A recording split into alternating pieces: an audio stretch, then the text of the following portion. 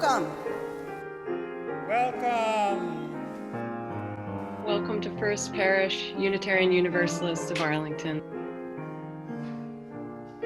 We choose. We choose. We choose to be a liberal religious community. Welcoming to all. We encourage each other on our spiritual journeys. Support one another through the changes in our lives. And challenge the excesses and injustices of our time. Called to love.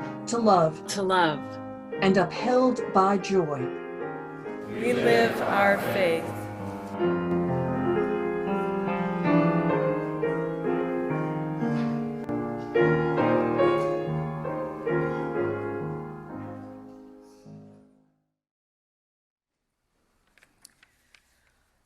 Dear Spirit of Life, we live in a time of overwhelming need. As we look at our world, we see unnecessary violence and death in so very many places. We are in danger of falling into despair when we cast our eyes far afield, and we can be in danger of despair as we look at the sorrow and suffering we can see close at hand. We gather today in the wake of a great demonstration yesterday, a coming together of millions of individual souls. Each one felt a call to be present, to raise a voice in defense of the beloved community we call our country. Each one likely felt small in the context of the great need for change. But each one, gathered into one, together created a mighty mass, an unstoppable force. And each one is a leader, helping to bring our country back to generosity, to kindness, to civility, to welcoming. So too are we here at First Parish, another beloved community. We, all of us, are needed to minister to each other. We, all of us, are leaders and ministers. We minister to our children. We minister to our building. We minister to our staff and clergy. We minister to our finances and our future security. Each of us has a role to play. All are important, all are leaders. Spirit of Life, help us to see and to understand that each little piece we give is an essential part of the whole. No one can do everything, but everyone can do something. But Spirit of Life, remind us too that not every day is our own day to give. Some days, some months and years are for receiving. Both giving and receiving are holy acts, and participating in either one binds our hearts to each other's. If we give today, we know that tomorrow may bring our turn to receive. If we receive today, we will have an opportunity to give on another day. We belong to a network of mutuality. All our lives we are in need, and others are in need of us. Please join me now in 2 minutes of shared silence. I'm Bill Lycia Kane, one of our worship associates, and I use the pronouns they, them.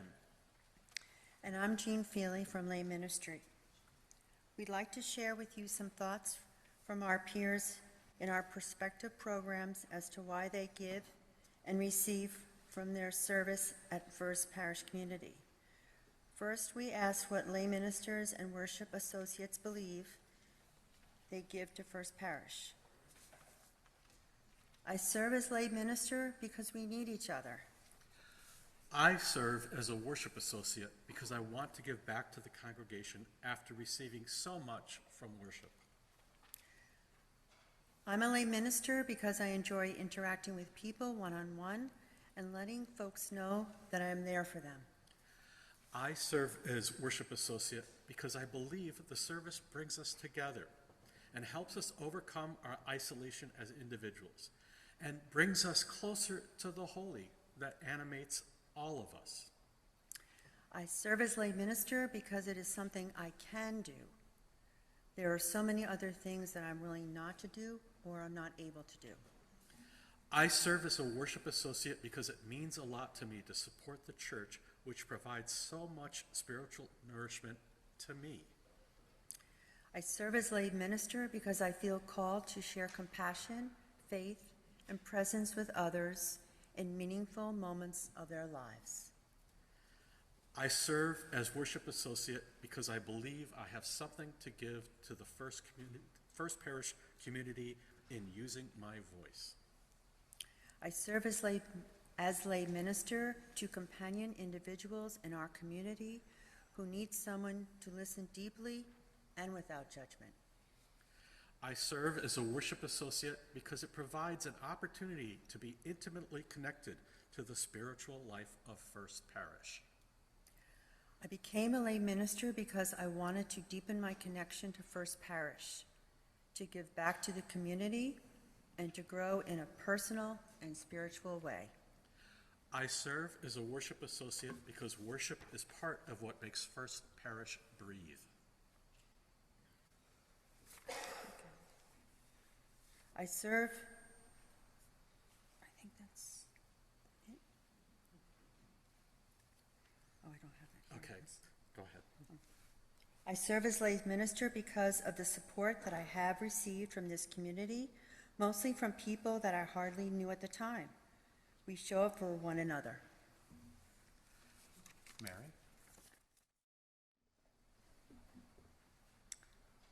I'm Mary Babick, a worship associate, a new member, and your server this afternoon. I've worked for many progressive organizations in my life and currently work for an organization called Dainu, which has the mission of organizing the American Jewish community to take climate action.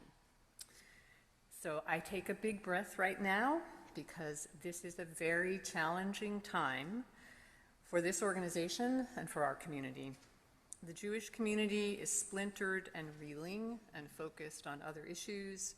The potential for climate action is shrinking by the day. My work and my sense of hope are dimming every day. Recently, someone asked me how I keep going. What gives me sustenance and hope?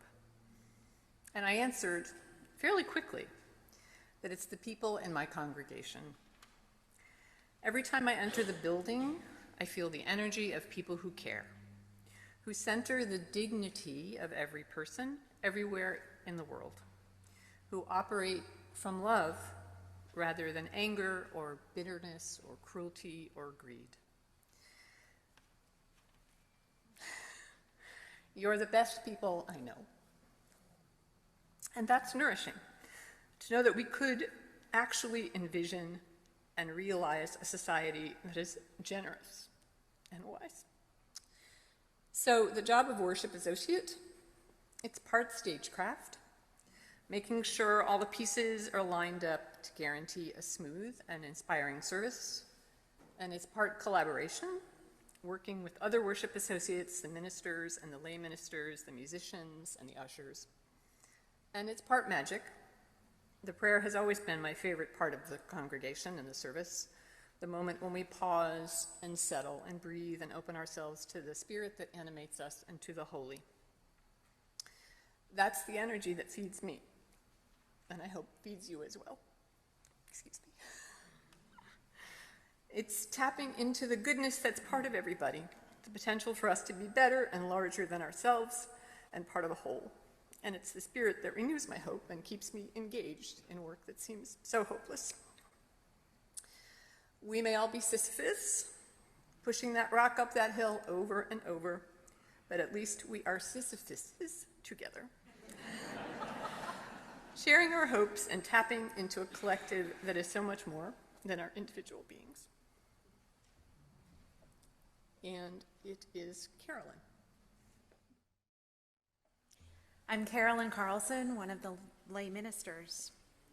There's a video that lay ministers watch on our training day in early fall, and I thank Reverend Erica for bringing it to our attention.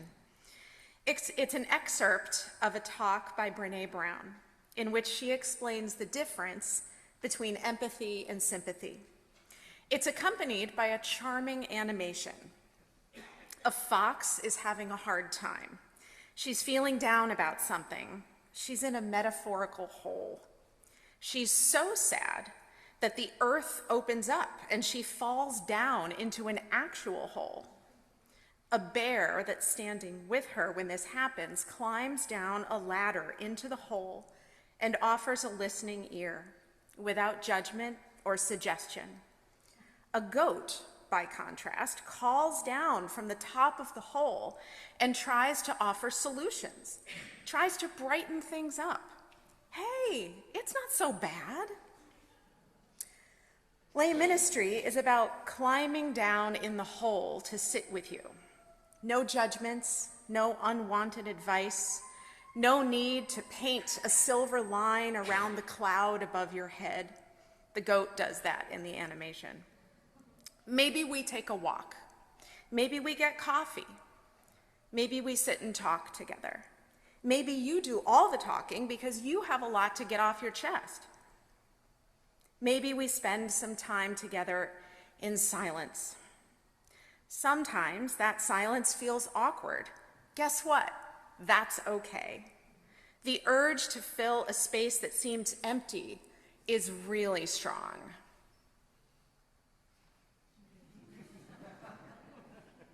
I've actually come to embrace awkward silences because, as Brene Brown says, rarely can a response make something better. What makes something better is connection. That connection, at its core, is a big part of what contributes to the sense of beloved community that we're creating here. I've served this congregation as a lay minister over the past 5.5 years, but it has also given me life-changing gifts. I've gotten to know some amazing people through the work that we do. I feel like we're doing something to repair our broken world, one relationship at a time. I'm a better listener, a better connector. I've gotten better at setting boundaries. Because of that, I'm a better partner, a better parent, a better colleague. Lay ministry fuels connection, empathy. It's the most profound committee I've ever served on. Please remain seated and join me in singing hymn number 402, From You I Receive. We'll sing it twice through.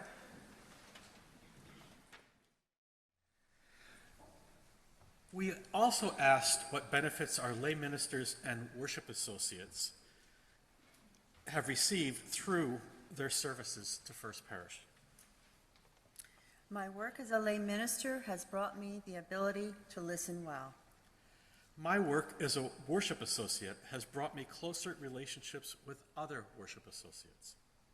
My work as a lay minister has brought me new skills and tools for interacting with other people, family, friends, and even complete strangers. My work as a worship associate has brought me an understanding of the heart of the church and how it offers comfort to us all. Lay ministry has brought me a sense of purpose and a stronger connection to my faith.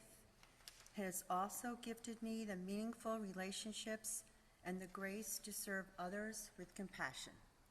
My work as a worship associate has brought me closer to the people I serve and ideas outside of what I already think. Lay ministry has brought me a sense of gratitude for all the ways that First Parish has reached out to me, and now I can reach out to others. My work as a worship associate has brought me a deeper love for our congregation, as well as a better understanding of its complexities and the inner workings of First Parish. Being a lay minister has allowed me to give back to the community. I have grown in many ways. I have a deeper connection with First Parish and so much more that I had not expected. I have enriched my life through giving. My work as a worship associate surprises me, particularly in learning how to pray. My work as a lay minister has brought me a deeper sense of the value of community and the collective power that we have when we are together.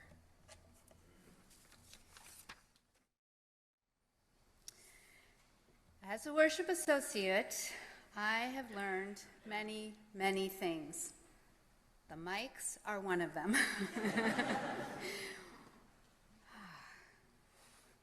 One of the things is writing a prayer. I learned that in order to write a prayer, I need to pray. Sounds obvious. I did already pray, sort of. The Annie Lamott version of help. Although I often still need to do that, I have learned to slow down and really consider for whom and for what I want to pray, as well as what am I praying to? Over time, I have found that Spirit of Life resonates with me, and occasionally I actually say God and mean it. I learned from the ministers in a worship associate training, which I now help teach, how to write a prayer. I need at least 1 hour to myself in a comfortable space where I won't be distracted. I light a candle. I take a few minutes of quiet.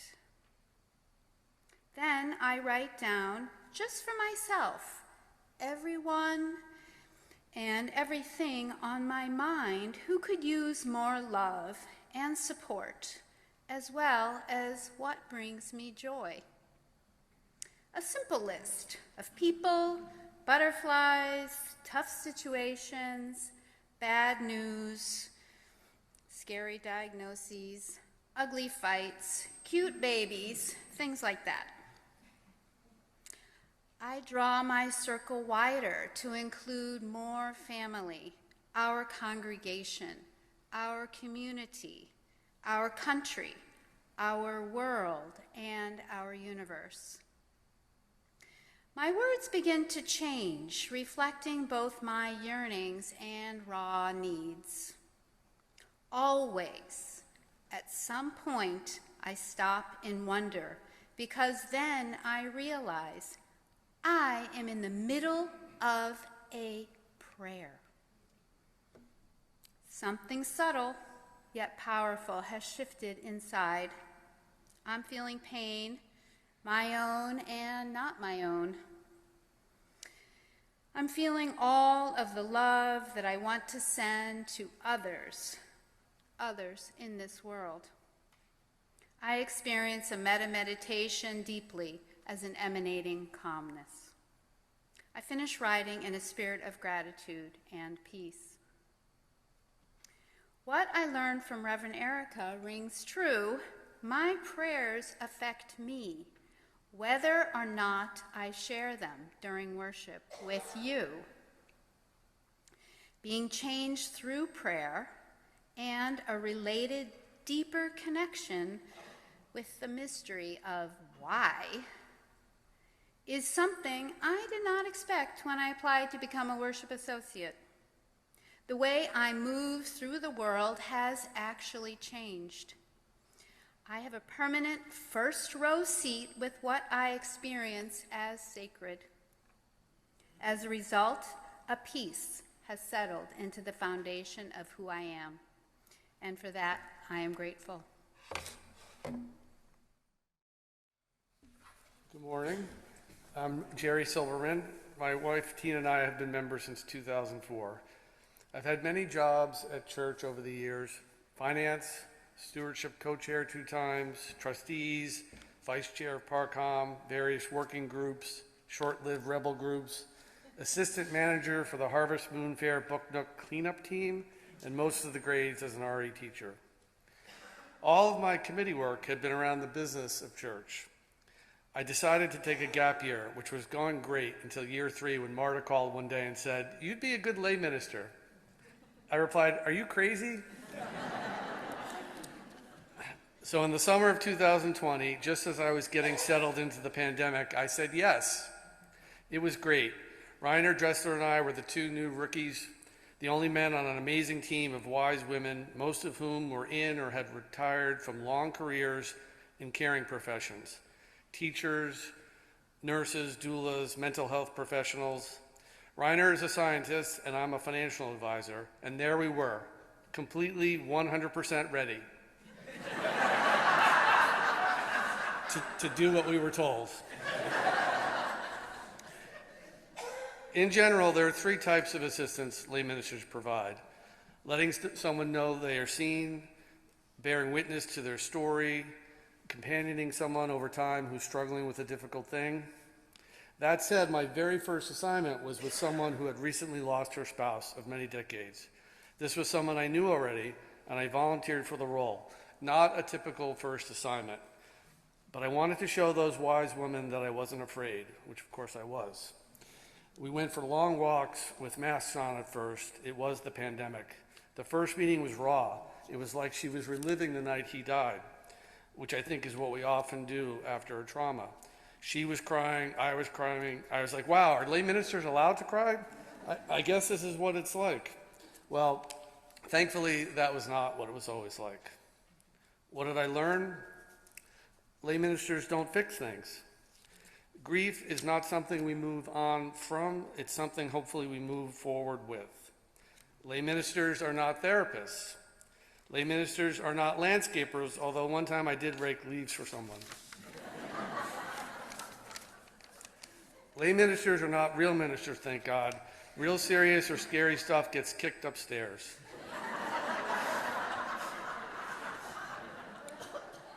Lay ministers reach out and show up if called on. I'm always amazed at how our small gestures of kindness and concern go so far. A note or a card, an email, a quick conversation, a care package or meal provided by one of you.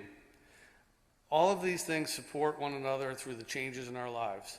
This is the real lesson I learned, and that is why my time as a lay minister was the most meaningful job I've had at First Parish.